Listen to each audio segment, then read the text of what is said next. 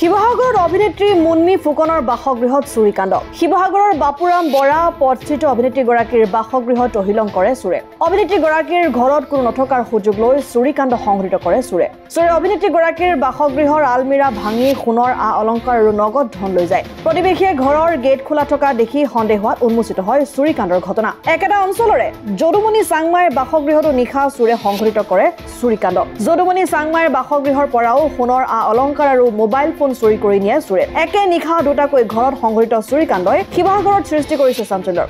উল্লেখ্য যে 16 মে'ৰ দিনাও শিৱসাগৰৰ বাবুপট্টিত সংঘটিত হৈছিল অনুৰূপ চুৰিকাণ্ডৰ ঘটনা, যাৰ সংসূত্ৰ ওলোৱাত আজিও ব্যৰ্থ শিৱসাগৰৰ স্মাৰ্ট আৰক্ষী। ঘটনাটো মানে আপাই মোলৈ ফোন কৰিলে মুন্মিৰ পৰা যে মুন্মি ফুকনৰ মই ভায়েক হয়, মানে সম্বন্ধীয় ভায়েক হয়।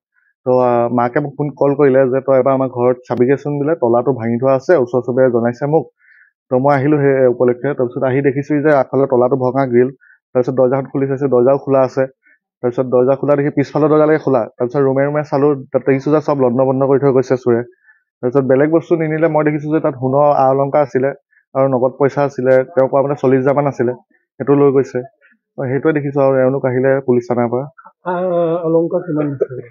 তেওঁ কোৱা মতে চেইন এপাত আৰু আপোনাৰ কাণফুলি আছিলে আৰু খাৰু আছিলে। শিৱসাগৰৰ পৰা চৈয়দ মুস্তাকুৰ ৰহমানৰ ৰিপৰ্ট, অসম আদিত্য।